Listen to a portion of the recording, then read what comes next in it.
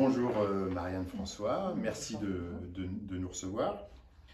Vous avez été présidente de la Carpemco pendant 9 ans et vous siégez encore au conseil d'administration de la Caisse nationale d'assurance vieillesse des professions libérales, CNAVPL, dont vous avez également été présidente pendant presque 2 ans. Pour autant, les professionnels ne vous connaissent pas forcément très bien. Est-ce que vous pouvez vous présenter en quelques mots? Alors, je suis orthophoniste depuis de très nombreuses années. Je suis originaire de la région parisienne et je me suis installée à Nantes depuis 2011 et je travaille en libéral en tant qu'orthophoniste. Au niveau de la Carpemco, j'y suis arrivée très jeune, en 1997, et j'ai effectivement fait un certain nombre de mandats, 4 en tout, si je me rappelle bien, dont un peu prolongé, et suite à une annulation des élections. Et voilà, et j'ai arrêté en juillet 2021. De quoi êtes-vous la plus fière de toutes ces années passées à la Caisse? Nous avons beaucoup travaillé pour améliorer le régime invalidité-décès en augmentant quand même substantiellement les pensions. Alors certes, autour de bâton, c'est que ça coûte un peu plus cher maintenant, mais les gens sont quand même beaucoup mieux garantis. Après, c'était tout un travail de réflexion sur le régime complémentaire qui n'a pas encore abouti, mais qui, je l'espère, le sera grâce à l'équipe qui est actuellement en place.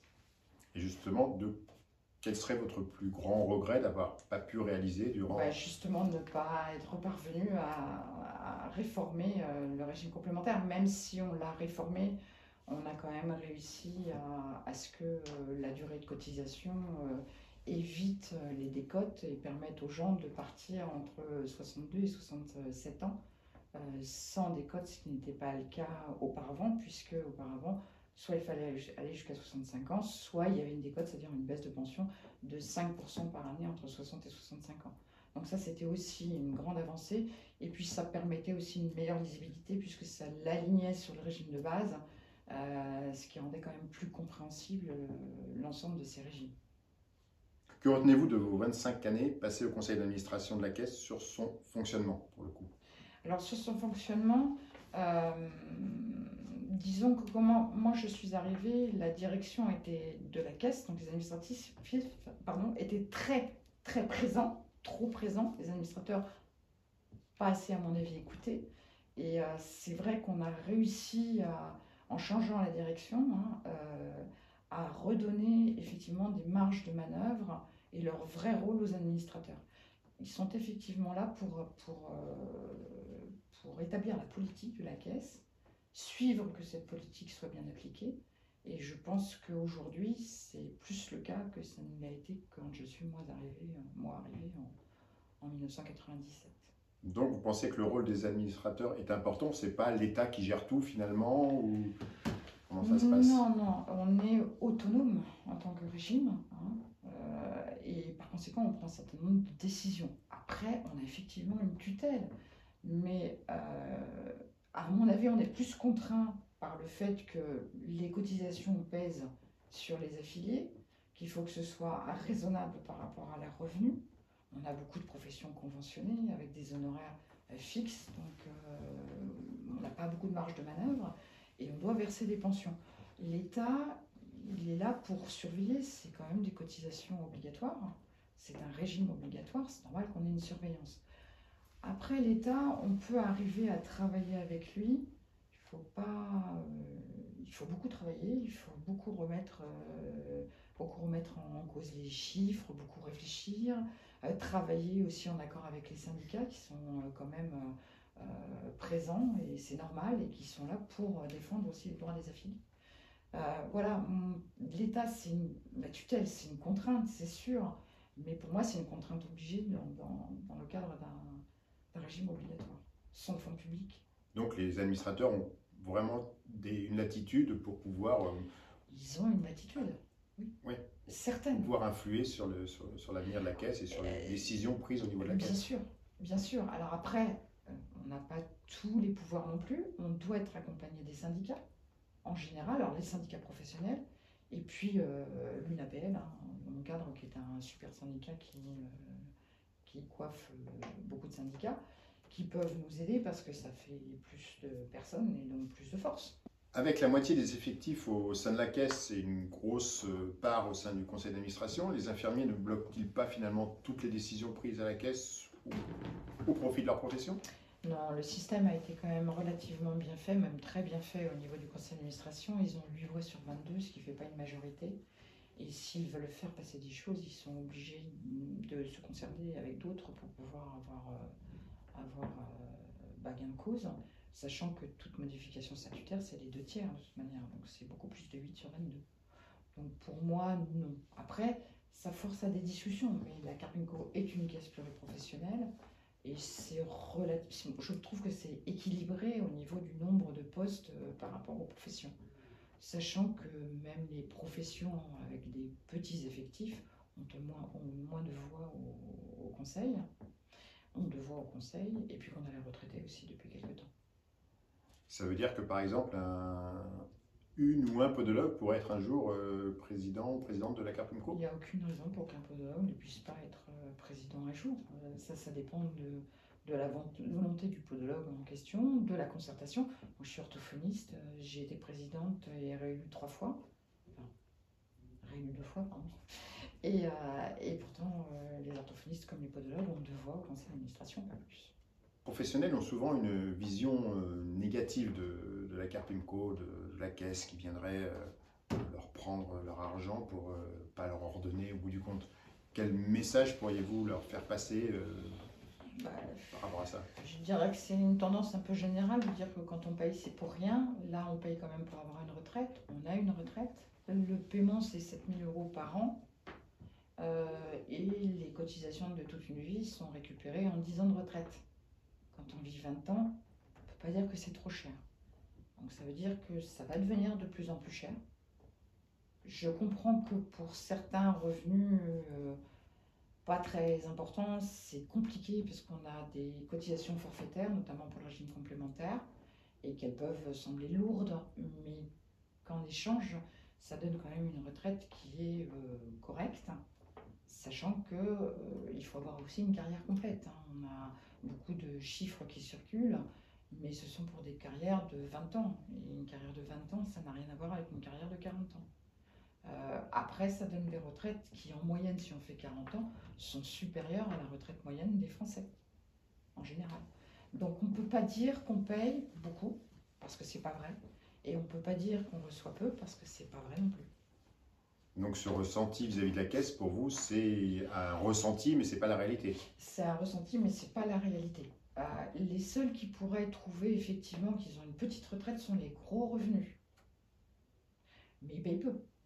Donc à la fin, effectivement, par rapport aux revenus d'activité, il y a une grosse baisse quand ils reçoivent leur retraite. Donc je peux comprendre qu'il y a un gros décalage, mais c'est à eux aussi peut-être d'investir sur d'autres systèmes de retraite que la retraite obligatoire. Les professionnels parlent aussi souvent de leur part de cotisation qui servirait à renflouer d'autres caisses avec des professionnels qui ont parfois des revenus supérieurs. Qu'est-ce qu'on peut en dire? Oui, c'est vrai qu'au niveau du régime de base, on reverse effectivement, on va dire, un tiers des cotisations maintenant qu'on a acquittées. Maintenant, c'est lié effectivement à notre population qui est encore jeune, ce qui n'est pas mature, et on a encore beaucoup de cotisants pour peu de retraités.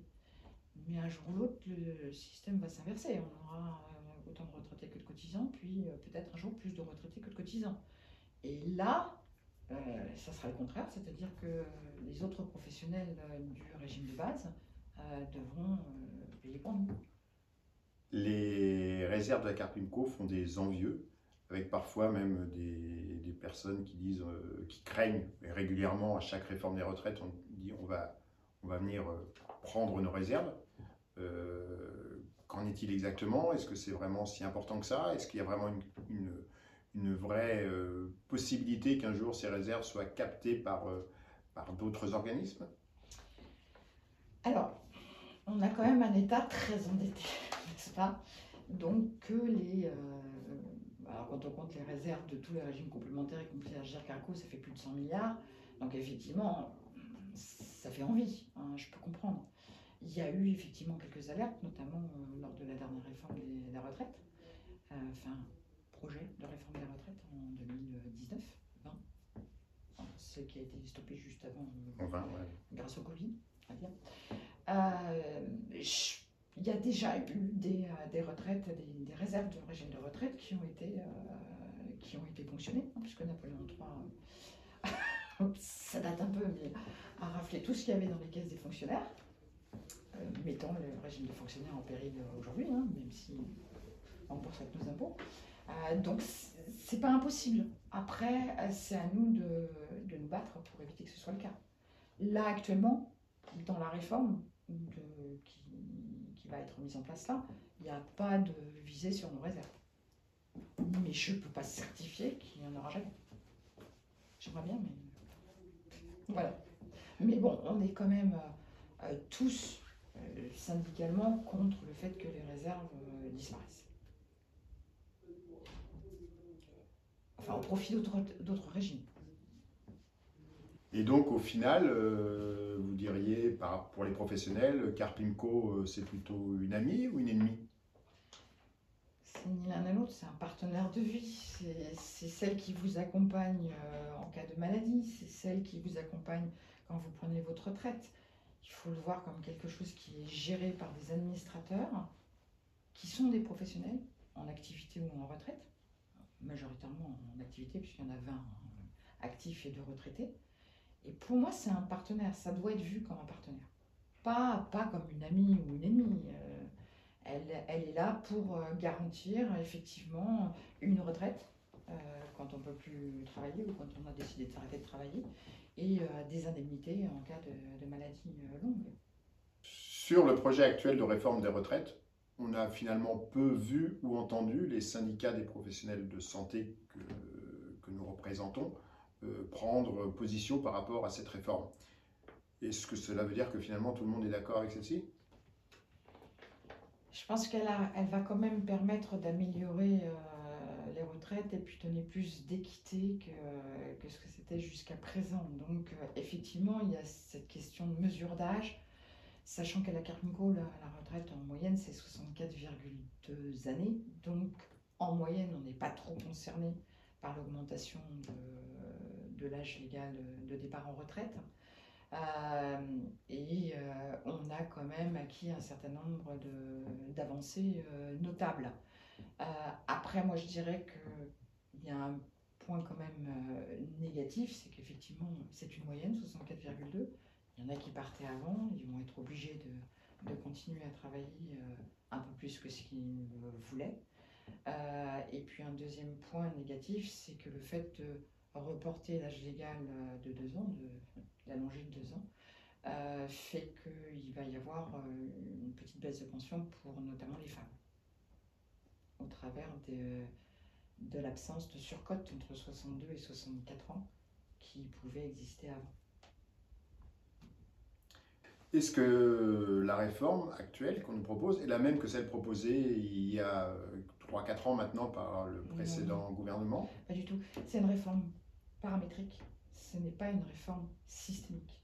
C'est-à-dire qu'on regarde le système Carpimco, la Carpimco continue d'exister, continue à être autonome et à gérer le régime complémentaire et le régime invalidité décès.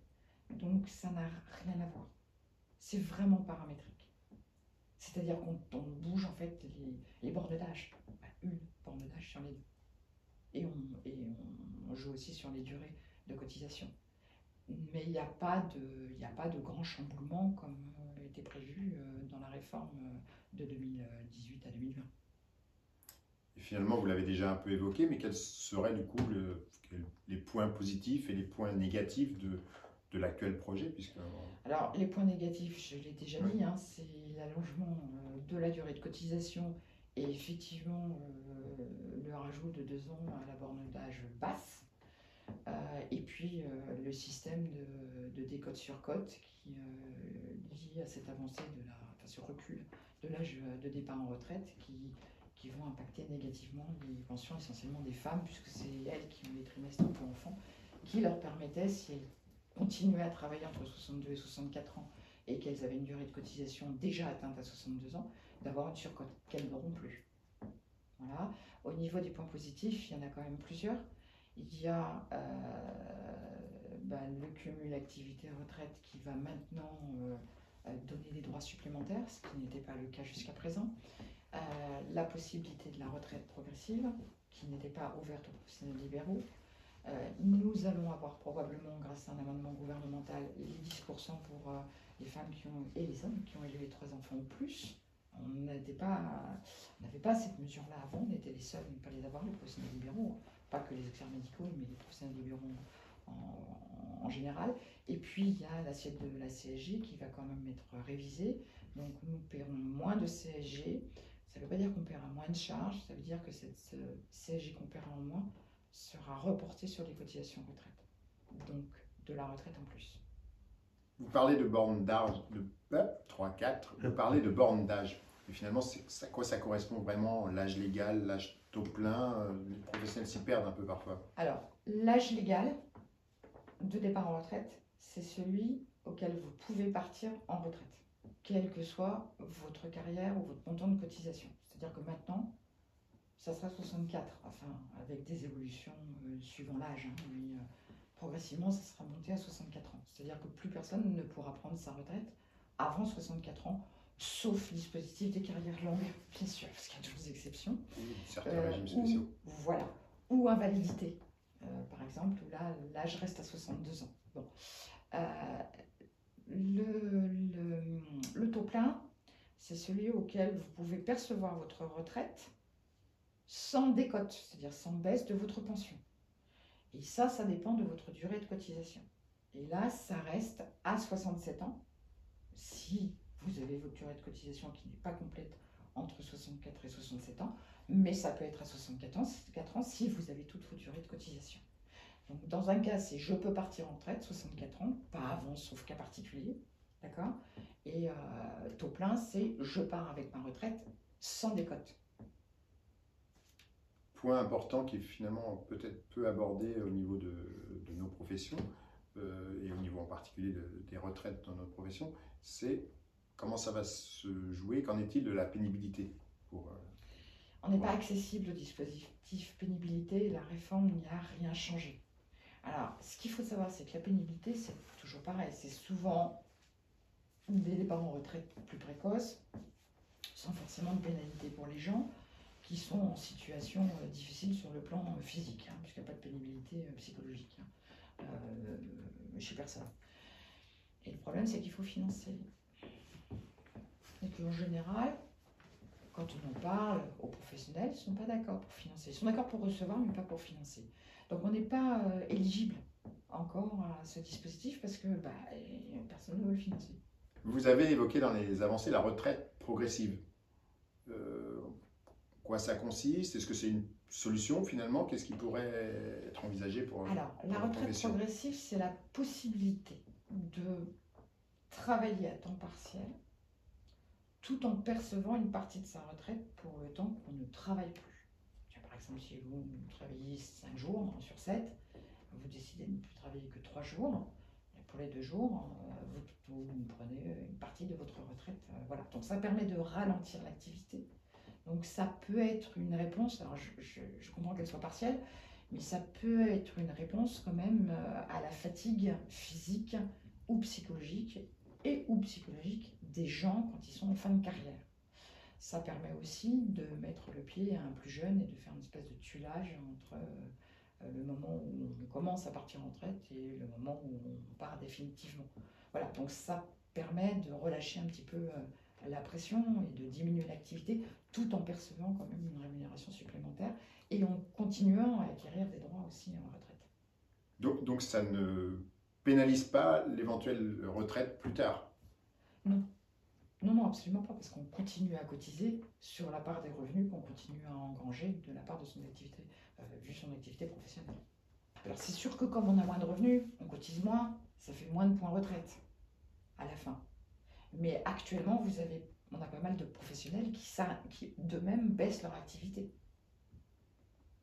Et ça sans aide financière du côté de la retraite progressive. Un article du projet de loi actuel contraint, ou peut-être pas contraint, mais enjoint fortement le conseil d'administration de la CARPIMCO d'aligner les bornes d'âge du régime complémentaire et éventuellement de l'ASV, même si ce n'est pas son rôle, l'ASV, sur les futures bornes d'âge du régime général telles qu'elles ont été votées par le Parlement. Est-ce que vous trouvez ça normal? Est-ce que ce n'est pas un abus de pouvoir? Je pense que c'est logique. C'est logique et encore une fois, ça rend le système lisible. Si vous avez des bornes d'âge à 64 ans pour le régime de base, à 62 ans pour le régime complémentaire, l'ASV est encore à 60 ans, 60 et 65, au bout d'un moment, les gens ils ne comprennent plus rien. Donc, que le régime complémentaire puisse survivre au fait qu'on reste à 62 ans, oui, sans doute, pour l'instant. Pour l'instant, parce qu'on a un bon... Mais c'est reculer pour mieux sauter. Moi, je pense que c'est plus lisible. Après, moi, je ne suis plus aux affaires, je ne suis plus administrateur. Donc, ce sera à l'équipe suivante de voir. Mais pour moi, ça ne me semble pas, ça me semble pas extraordinaire. Sur le même sujet, des professionnels assurent qu'avec ces 6 milliards d'excédents, la CARPIMCO n'a pas besoin de réformer ses critères, et même à la limite sur le régime de base, ils ne comprennent pas qu'on nous oblige de passer également à 64 ans, alors que pour autant la CARPIMCO a des réserves très importantes. Alors attention, parce que les réserves, c'est celle du régime complémentaire. Et je ne souhaiterais pas qu'elles aillent alimenter le régime de base. Donc on va bien... Non, mais c'est certain que vu notre taux comment dire, vu le nombre de cotisants qu'on a encore pour le nombre de retraités, qui est encore un rapport très favorable pour les professions libérales, on pourrait très bien rester à 62 ans sans aucun problème pendant quelques années. C'est sûr, c'est sûr. Après, le fait de reculer à 64 ans nous permettait quand même d'avoir un certain nombre d'avancées qu'on a données tout à l'heure. Les 6 milliards, ils sont faits pour garantir le versement des pensions quand notre régime sera en déficit démographique. Et ça lui arrivera un jour. D'accord? Et 6 milliards, vu le nombre d'affiliés que nous avons, et donc de futurs retraités que nous aurons, c'est pas grand-chose. Les médecins sont beaucoup moins nombreux et ils ont plus de 7 milliards. Ils sont 2 fois moins nombreux que nous. Ils ont 2 fois plus de revenus. Oui, mais ça n'a pas de... Oui, mais ça n'a pas d'action sur le fait que qu'on doit verser des pensions. Donc 6 milliards, ça fait, on dit que ça fait beaucoup, mais c'est pour garantir des pensions qui sont versées en moyenne 20 ans. Et sur un nombre certes encore de retraités encore faible, 80 et quelques mille, mais qui augmente régulièrement et beaucoup plus rapidement que le nombre d'affiliés. Donc 6 milliards, ça semble énorme parce que c'est vrai que personne n'a... Enfin, moi je ne connais pas de professionnel de santé, et encore moins d'auxiliaires médicaux qui ait 6 milliards sur son compte banque. Mais il faut le diviser par beaucoup d'années de versement de retraite et beaucoup de professionnels. Et là, si on partageait actuellement 6 milliards, même que sur les actifs, ou actifs et retraités, 300 000, ça fait 3 ans de retraite. Vous l'avez évoqué tout à l'heure, mais dans le dossier de presse de la réforme des retraites, il est question, puisque ça serait un volet différent, ce ne serait pas le volet de la réforme des retraites, mais une réforme à venir ensuite, sur le calcul de l'assiette, effectivement, pour calculer la CSG et les prestations, enfin, les cotisations sociales. Alors actuellement, effectivement, les indépendants, il n'y a pas que les professions libérales, les artisans commerçants sont dans le même train que nous. Nous payons plus de CSG qu'un salarié. Un salarié qui soit public ou privé. Donc là, il s'agirait de rétablir l'équité, parce que ça fait plus de 25 ans quand même qu'on se fait avoir, et de permettre à ce que le montant de l'assiette de la CSG soit la même que celle des salariés du privé et du public. Ça permettra donc de dégager une marge de manœuvre pour améliorer les retraites. C'est pour ça d'ailleurs que la réforme ne prendra vie qu'en 2024, prochain PLFSS, le temps effectivement que les caisses de retraite se calent, ainsi que les organisations syndicales, pour voir à quel système de retraite, base ou complémentaire, dans quelle proportion on affecte cette manne financière supplémentaire pour les retraites. On l'a évoqué aussi tout à l'heure, c'est la majoration de 10% pour la pension pour les personnes ayant eu au moins 3 enfants. Cette majoration, elle s'applique uniquement au régime de base, elle s'appliquera aussi au régime complémentaire. Est-ce que les hommes y ont droit au même titre que les femmes? Alors, elle ne s'appliquera que sur le régime de base. Sachant que ce n'est pas un coût supplémentaire pour les professionnels libéraux, puisque c'est pris en charge par les caisses d'allocation familiale sur le régime de base. Au même titre que tous les autres régimes de base qui existent en France. Sur le régime complémentaire, c'est une décision de conseil d'administration. Bon, ça a été étudié à plusieurs reprises, mais c'était une augmentation de cotisation. Et on sait que déjà, pour baisser le taux de rendement, c'est-à-dire rendre la retraite un peu plus chère, mais permettre aussi de la pérenniser, il a été décidé de ne pas le faire. C'est toujours la même chose. Dès qu'on donne, il faut prendre l'argent quelque part. Voilà, on est un régime autonome, donc c'est nous qui le finançons, professionnels auxiliaires médicaux. Donc ce qu'on donne aux auxiliaires médicaux en retraite, aujourd'hui ou demain, il faut qu'on prenne aux auxiliaires médicaux en activité. Donc après, moi je peux pas, je ne sais pas si le conseil d'administration va se repencher sur le problème. Donc pour le régime complémentaire, je ne peux pas vous le dire. Et pour l'ASV, j'ai un gros doute. Mais ça concerne plus les syndicats que la Carpinco. Et la dernière question, oui, ça profite aux hommes et aux femmes. Bien, merci d'avoir répondu à nos questions. J'espère que ça aura permis à nos professionnels de comprendre un peu mieux le sujet de la retraite et de la réforme des retraites actuelles.